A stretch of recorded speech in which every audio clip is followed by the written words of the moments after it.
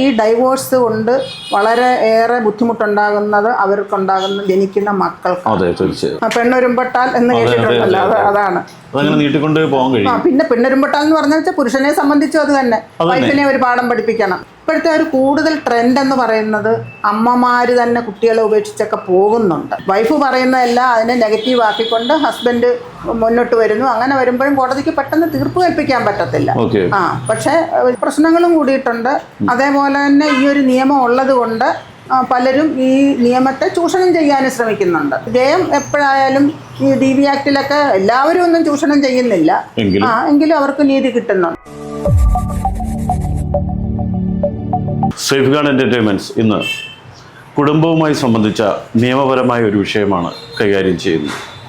ദീർഘകാലം കുടുംബ കോടതിയിലും മറ്റും അഭിഭാഷകയായി ജോലി തുടരുന്ന അഡ്വക്കേറ്റ് സുഗതകുമാരിയാണ് നമ്മളോടൊപ്പം. നമസ്കാരം മാഡം. നമസ്കാരം. ഞാൻ മനസ്സിലാക്കിയെടുത്തോളം ഈ ഫാമിലി കോർട്ടുകൾ അഥവാ കുടുംബ കോടതികൾ പ്രധാനമായിട്ടും വിവാഹമോചനം, കുട്ടികളുടെ സംരക്ഷണം, സ്വത്ത് അവകാശം, ജീവനാംശം, അല്ലേ, ഇത്തരം കാര്യങ്ങളിൽ ഉള്ള തർക്കങ്ങൾ വേഗത്തിൽ തീർപ്പാക്കുക എന്ന ലക്ഷ്യത്തോടാണ്.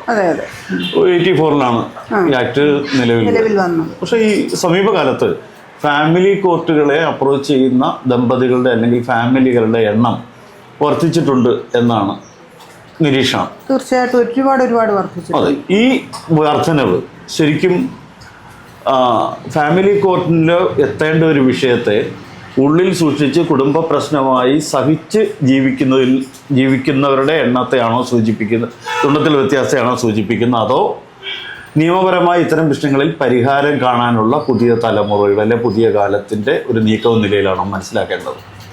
ഫാമിലി കോടതി ആക്ട് വന്നതിന് ശേഷം ആണ് കേസുകളുടെ ബാഹുല്യം ഉണ്ടാകുന്നത്.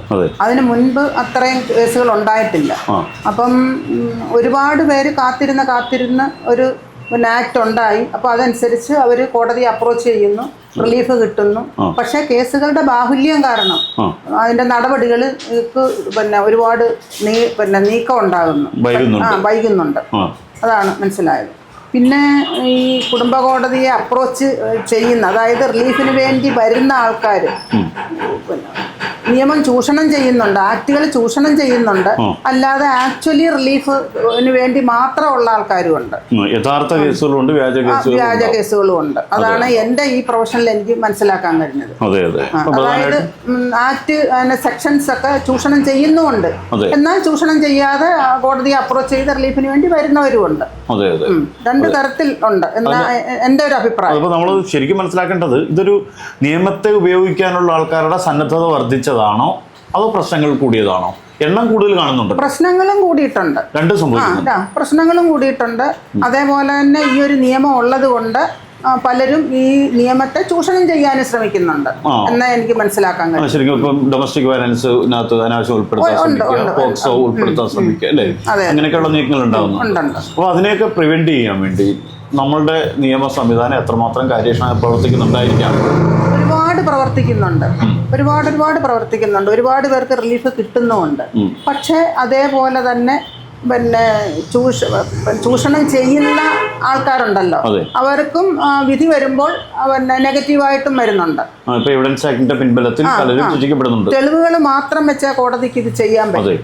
പിന്നെ ഫാമിലി കോടതിയിൽ കൂടുതൽ അനായാസകരമായിട്ട് വരുന്നത് ചില ഫോട്ടോസ്, ഈ ബോർഡിന്റെ ഒക്കെ കൊടുക്കുമ്പോൾ കുറെ ഫോട്ടോസ് കാണുമല്ലോ, പിന്നെ അതിന്റെ റെക്കോർഡുകൾ സൂക്ഷിക്കണം. ഇതൊക്കെ എവിഡൻസ് സ്റ്റേജിൽ വരുന്നതാണ്. ഒരുപക്ഷെ വിവാഹം കഴിക്കുമ്പോൾ ഈ റെക്കോർഡുകൾ സൂക്ഷിക്കാൻ തക്കവണ്ണം അവർ മുന്നോട്ട് വരുന്നില്ല. കാരണം ഒരു വിവാഹം എന്നേക്കുമായിട്ടുള്ളൊരു വിവാഹം എന്ന് പറഞ്ഞ് ആജീവനാന്തകാലം ജീവിക്കാൻ വേണ്ടി വരുന്നവരായി. പക്ഷേ അവർക്ക് ഈ റെക്കോർഡുകൾ സൂക്ഷിക്കാത്ത ആൾക്കാരുമുണ്ട്, എന്നാൽ ചിലർ സൂക്ഷിക്കുന്നവരുമുണ്ട്. ഇപ്പം കുറേ പേര് സൂക്ഷിക്കുന്നുണ്ട്. കാരണം ഒരു കേസിനോട് വരുമ്പോൾ റെക്കോർഡുകൾ കോടതി ആവശ്യപ്പെടുന്നുണ്ട്. ബില്ല്, ഗോൾഡ് വാങ്ങിച്ചതിന്റെ ബില്ല്, ക്യാഷ് കൊടുത്തതിന്റെ പേയ്മെന്റ് ബില്ല്, ഇങ്ങനെയൊക്കെ വരുന്നുണ്ട്. പക്ഷെ അത് ചില കേസുകൾക്കകത്ത് ഈ പെൺകുട്ടികൾ അതായത് പിന്നെ ഈ ഹർജി കക്ഷികൾ പറയുന്നത് വിശ്വസനീയമാണോ എന്ന് കോടതിക്ക് തോന്നും. വിശ്വസനീയമാണെങ്കിലും കോടതി അത് അനുവദിച്ചു കൊടുക്കുന്നുണ്ട്. അപ്പം കോടതിയെ കൺവിൻസ് ചെയ്യണം, കോടതിക്ക് വിശ്വാസം ഉണ്ടാകണം ഈ കക്ഷി പറയുന്നത് ശരിയാണ് എന്ന് കോടതിക്ക് ഒരു വിശ്വാസം ഉണ്ടാകും. അത്ര വിശ്വസനീയമായ കാര്യങ്ങളെന്ന് ഞാൻ ഉദ്ദേശിച്ചത് പ്രീ പോണ്ടറന്റ് ഓഫ് പ്രോബബിലിറ്റീസ് ആണ്. അതാണ് കാരണം അത് കോടതിക്ക് അത് വിശ്വസനീയമായിരിക്കണം. പെൺകുട്ടി പറയുന്നത് ശരിയാണ് എന്ന് കോടതിക്കൊരു ഉത്തമ ബോധ്യം ഉണ്ടാകണം. എങ്കിൽ തെളിവില്ല, എവിഡൻസ് ഇല്ല എങ്കിൽ പോലും കോടതിക്ക് അത് അനുവദിച്ചു കൊടുക്കുന്നുമുണ്ട്. അതെ, രേഖകൾ മാത്രമല്ല, രേഖകൾ സൂക്ഷിക്കാനുള്ള കൂടുതൽ സൗകര്യങ്ങൾ ഇപ്പോഴുണ്ട് തന്നെ ഉണ്ട്. ഇപ്പോഴുണ്ട്. കാരണം മുൻപൊക്കെ നമുക്ക് നമ്മളെ സംബന്ധിച്ചിടത്തോളം മാരേജിന്റെ സർട്ടിഫിക്കറ്റ് അപ്പോൾ എന്തായാലും പേപ്പറിൽ ഡോക്യുമെന്റേഷൻ മാത്രമേ നടക്കുള്ളൂ. ഇപ്പൊ നമുക്ക് ഡിജിറ്റൽ ഡോക്യുമെന്റേഷൻ ഏത് തരത്തിലേക്ക് നമുക്ക് സ്വന്തം പോക്കറ്റിൽ കൊണ്ട് നടക്കാവുന്ന ഒരു സാഹചര്യം ഉള്ളതുകൊണ്ട് ഉള്ളതുകൊണ്ട് ഒരുപക്ഷെ അത് നിയമത്തെ കൂടുതൽ ഇപ്പം പോസിറ്റീവ് ആയിട്ട് ഈ ഹർജി കക്ഷിക്കോ എതിർ കക്ഷിക്കോ സൂക്ഷിച്ച് സ്വന്തം കാര്യം അല്ലേ തെളിയിക്കാനായിട്ട് അവസരം ഉണ്ടാവും. അല്ലെ, ഡിവോഴ്സിലാണ് ഡിവോഴ്സ് കേസുകൾ വളരെയേറെ വരാറുണ്ട്. ഉണ്ട്, ഏറ്റവും അധികം ഡിവോഴ്സ് ആണ് ഉള്ളത്.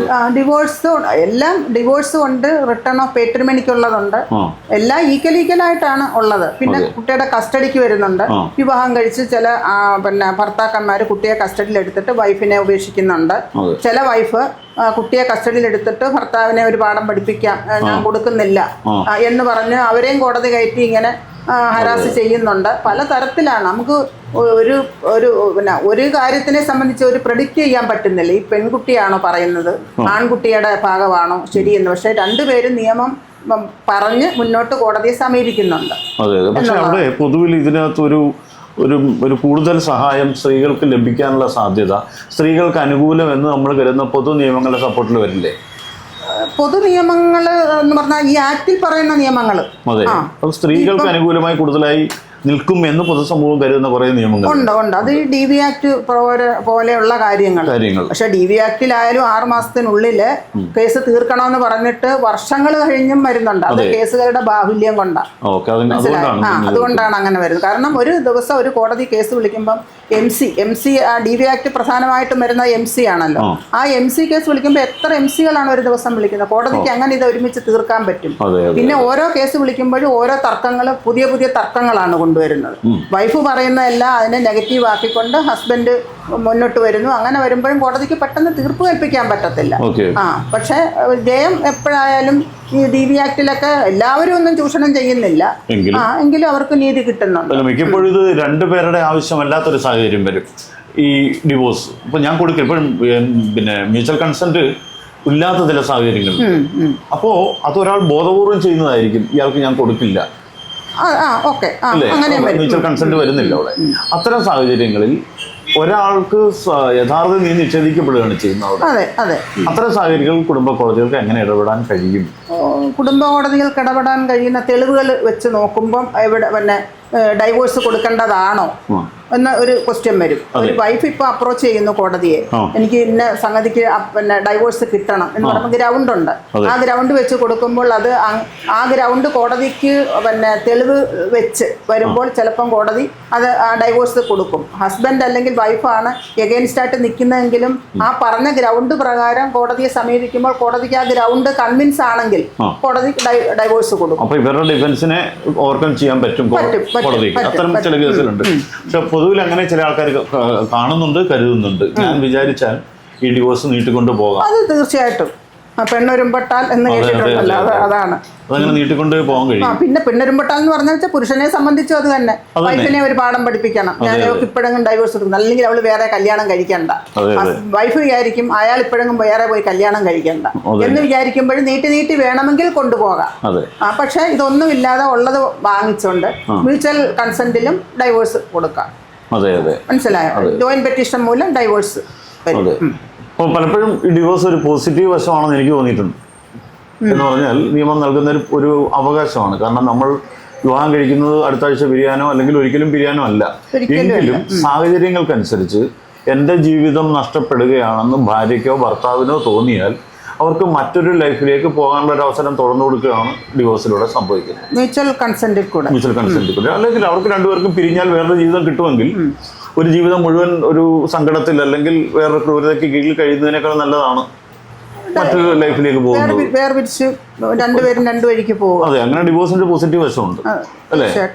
അതിനെ വിനിയോഗിക്കുന്ന ആൾക്കാരുടെ എണ്ണം മുമ്പത്തേക്കാൾ ഇപ്പൊ കൂടുതലാണ്.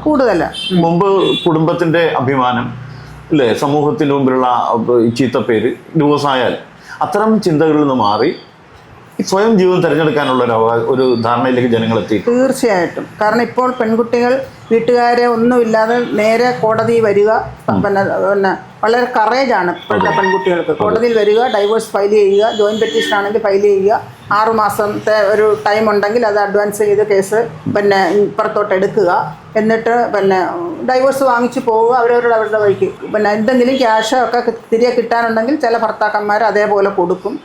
അങ്ങനെ കൊടുക്കുമ്പോഴാണ് എല്ലാം മ്യൂച്വൽ അണ്ടർസ്റ്റാൻഡിങ്ങിലാണല്ലോ, മ്യൂച്വൽ കൺസെന്റിൽ ഈ ജോയിന്റ് പെറ്റീഷൻ മൂലം ഡൈവോഴ്സ് കിട്ടുന്നത്. അല്ലാതെ ഡൈവോഴ്സിന് തയ്യാറല്ല എന്ന് വരുമ്പോൾ സിംഗിളായിട്ട്, അതായത് പെറ്റീഷണർ ഹർജിക്കാരി അല്ലെങ്കിൽ പിന്നെ ഹസ്ബൻഡ് അവരവരുടെ പെറ്റീഷൻ മൂലം കോടതിയെ സമീപിച്ച് ഡൈവോഴ്സും എടുപ്പം കുറേ കഴിയുമ്പോൾ മീഡിയേഷനും കാര്യങ്ങളൊക്കെ ഇപ്പോൾ ഉണ്ടല്ലോ, കുറേ കഴിയുമ്പോൾ അവരെ പറഞ്ഞ് കൺവിൻസ് ചെയ്യിച്ച് ബോധവാന്മാരാക്കുമ്പോൾ അവരും ഡൈവോഴ്സിന് തയ്യാറാവും. കൊടുക്കാനുള്ളത് അങ്ങോട്ടും ഇങ്ങോട്ടും ഉള്ള ഫുൾ ആൻഡ് ഫൈനൽ സെറ്റിൽമെൻറ്റിലെല്ലാം റെഡിയായി കൊടുക്കും. പക്ഷേ ഈ ഡൈവോഴ്സ് കൊണ്ട് വളരെ ഏറെ ബുദ്ധിമുട്ടുണ്ടാകുന്നത് ജനിക്കുന്ന മക്കളാണ് ഇത് സഫർ ചെയ്യുന്നത്. മക്കൾ ഏത് കാലത്ത് മുൻപായാലും ഇപ്പോഴായാലും ഇത് സഫർ ചെയ്യേണ്ടി വരുന്നത് മക്കളാണ്, കുട്ടികളാണ്. അവിടെയും ഈ കുടുംബ കോടതി ഇടപെടുന്നുണ്ടല്ലോ, കുട്ടികളുടെ സംരക്ഷണം എന്നൊരു കോട്ടിൽ. കുട്ടികളുടെ സംരക്ഷണം എന്ന് പറഞ്ഞാൽ ഈ രണ്ടുപേരും തമ്മിൽ ഡൈവോഴ്സ് ആയി കുട്ടികളുടെ സംരക്ഷണം എന്ന് പറഞ്ഞാൽ കുട്ടികൾക്ക് മെയിൻ്റനൻസ് കൊടുക്കുക, അല്ലെങ്കിൽ ഫുൾ ആൻഡ് ഫൈനലായിട്ടൊരു എമൗണ്ട് കൊടുക്കുക. എങ്കിൽ പോലും കുട്ടികൾക്ക് അവരുടെ അച്ഛനും അമ്മയും എന്നും ഒരുമിച്ച് താമസിക്കണം, ഒരുമിച്ച് കഴിയണം. അത് സ്വപ്നം കാണുന്ന, അത് ആഗ്രഹിക്കുന്ന കുട്ടികളും ഉണ്ടാവും. തീർച്ചയായിട്ടും എല്ലാ കുട്ടികളും അങ്ങനെ. പിന്നെ ചില പെറ്റീഷൻസകത്ത് എനിക്ക് കാണാൻ പറ്റുന്നത് അച്ഛൻ പെറ്റീഷണർ ഭാര്യ, ഇപ്പം ഭർത്താവ് വരുന്ന കുട്ടിയുടെ കസ്റ്റഡി എനിക്ക് വേണമെന്ന് പറഞ്ഞു വരും. അപ്പോൾ ഈ ഭാര്യ പറയും കുട്ടി കൊടുക്കത്തില്ല എന്ന് പറയും, കുട്ടിയെ കൊടുക്കത്തില്ല എന്ന് പറയും. ഉടനെ കുട്ടിയെ ബ്രെയിൻ വാഷ് ചെയ്തെടുക്കും. അച്ഛൻ ഭീകര ജീവിയാണ്. അല്ലെങ്കിൽ ഭർത്താക്കന്മാര് പിന്നെ ഭാര്യമാര് കുട്ടിയെ ആഗ്രഹിച്ചു വരുമ്പോൾ കസ്റ്റഡി വേണമെന്ന് പറയുമ്പോൾ ഭാര്യമാരെ കുറിച്ച് അനാവശ്യമായ അലിഗേഷൻസ് ഒക്കെ ഉണ്ടാക്കി ഒരിക്കലും പോകരുത്, നിന്നെ അങ്ങനെ ചെയ്യും ഇങ്ങനെ ചെയ്യും എന്നൊക്കെ പറഞ്ഞും പേടിപ്പിച്ചും ഉള്ള കാര്യങ്ങൾ ഇതിനകത്ത് വരുന്നുണ്ട്. മനസ്സിലായോ? ഇവിടെ കൂടുതൽ സംഭവിക്കാൻ പോകുന്നത് കുട്ടികൾ ഏറ്റവും അധികം അമ്മയുടെ കൂടെയായിരിക്കും, തീരെ കുഞ്ഞാണെങ്കിൽ പ്രായത്തിൽ. അങ്ങനെ ഇല്ലിപ്പം പിന്നെ ഇപ്പോഴത്തെ ഒരു രീതി അനുസരിച്ച് ചില അമ്മമാര് കുട്ടികളെ ഉപേക്ഷിച്ച് പോകുന്നവരുണ്ട്. അച്ഛന്മാരും കുട്ടികളെ അമ്മയ്ക്ക് കൊടുത്ത് അല്ലെങ്കിൽ പോകുന്നവരുണ്ട്. പക്ഷെ ഇപ്പോഴത്തെ ഒരു കൂടുതൽ ട്രെൻഡ് എന്ന് പറയുന്നത് അമ്മമാര് തന്നെ കുട്ടികളെ ഉപേക്ഷിച്ചൊക്കെ പോകുന്നുണ്ട്. ഇപ്പോൾ തന്നെ റീസെന്റ് ട്രെൻഡ്സിൽ ചിലയിടത്തൊക്കെ തീരെ ചെറിയ കുഞ്ഞുങ്ങളെയും ഭർത്താവിനെയും ഉപേക്ഷിച്ച് വേറൊരു വ്യക്തിയോടെ പോകുന്ന പരിപാടി ഒരുപാടുണ്ട്. അതിനെതിരെ ലീഗൽ ആക്ഷൻ ഉണ്ടായാലും ആ കുട്ടികൾ സഫർ ചെയ്യുന്നു, അവരുടെ ലൈഫ് സ്പോയിലായി പോകുന്നു എന്ന് അവര് ചിന്തിക്കുന്നില്ല. അവർക്ക് അവരവരുടെ കാര്യം. ഇപ്പോഴത്തെ ഒരു ട്രെൻഡ് അതാണ്. ഇവിടെ നിയമം കൂടുതൽ കർക്കശമായാൽ എന്ത് ചെയ്യാൻ കഴിയുമെന്നാണ് നിയമം കൂടുതൽ കർക്കശമായാൽ കുറേ ഈ ഡൈവോഴ്സ് ഒക്കെ അതിന്റെ എണ്ണം കുറയും. എണ്ണം കുറയും. കാരണം ഇത് എത്ര കള്ളം ഇങ്ങനെ കോടതി അപ്രോച്ച് ചെയ്താലും സത്യമൊക്കെ ജയിക്കത്തോള് എന്ന്, അല്ലെങ്കിൽ കോടതി അത് തെളിവെടുത്ത് തീരുമാനിക്കുമ്പോൾ സത്യമേ വരുത്തോളൂ എന്നൊക്കെ ഉള്ള ഒരു തോന്നൽ വരുമ്പോൾ ഒരു പക്ഷേ ഡൈവോഴ്സ് കുറയും, ഡൈവോഴ്സിന്റെ എണ്ണം കുറയും. അല്ലെങ്കിൽ ഞാൻ എപ്പം കൊടുത്താലും എനിക്ക് ഡൈവോഴ്സ് കിട്ടും എന്ന് ഈസി അല്ല എന്ന് കോടതിക്ക് അറിയാം. കോടതിയിൽ നിന്നും അങ്ങനെ ഒരു ഈസി അല്ല എന്നുള്ള ഒരു ഓർഡർ കിട്ടിയാൽ കുറെ ചിലപ്പം പിന്നെ കോടതിയെ സമീപിക്കുമ്പോൾ സ്ട്രെയിറ്റ് ഫോർവേഡ് അല്ല എന്ന് വരുന്ന കാര്യങ്ങളും കോടതിയിൽ നിന്നും അതിനനുസരിച്ചൊരു ഉത്തരവ് വരുമ്പോഴും ഒരു പക്ഷേ എണ്ണം കുറഞ്ഞ സാധ്യതയുണ്ട്.